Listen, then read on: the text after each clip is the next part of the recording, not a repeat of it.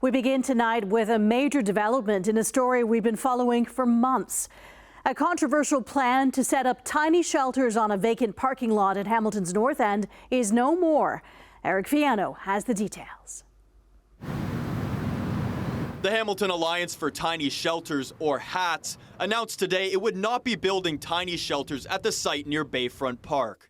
It says there were a number of reasons, but cost was the major one. When it all culminated, it boiled down to having to be fiscally responsible to our donors, to our partners, etc. The project was supposed to be completed by this winter, but HATS says community engagement altered their timeline. We were able to better inform them of what our model was. But what that did is it impacted our timeline. So we couldn't make commitments to our suppliers and be fiscally responsible. The timeline started to shift on us. Now, the 2-year tiny shelter pilot project was supposed to be placed here right behind me on this paved area on Strachan Street. The plan was to have 25 tiny shelters.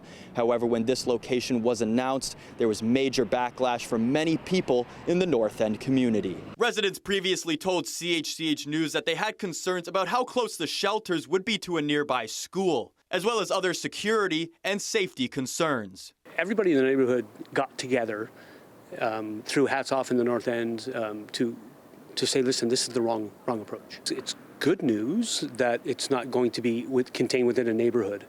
It should never be within a neighborhood. Residents also say they weren't consulted until after the site had been chosen by HATS and the city. What's next, and where will this engagement come from? And is there mistrust of our current councillor? Absolutely. Will there be trust again? That remains to be seen. The city and HATS say they will consult with the community up front moving forward. As we're moving forward in that, we're making the commitment along with the HATS organization to do some of that due diligence up front and public engagement, having those discussions as they look for other possible opportunities in the future. HATS says it will be working with the city to find a new location for next year. But right now, both say they're focused on preparing those who could have been living in the tiny homes for the coming winter. That is our reason for being. They are. And we need to really look seriously at how we can help them through this winter. We're looking to increase our daytime drop-in spaces as well as overnight accommodation. We're also looking at increasing our hours at rec centers and libraries. And in an innovative process, we're looking at utilizing an HSR bus to help transport individuals around to some of the locations where they can access overnight care.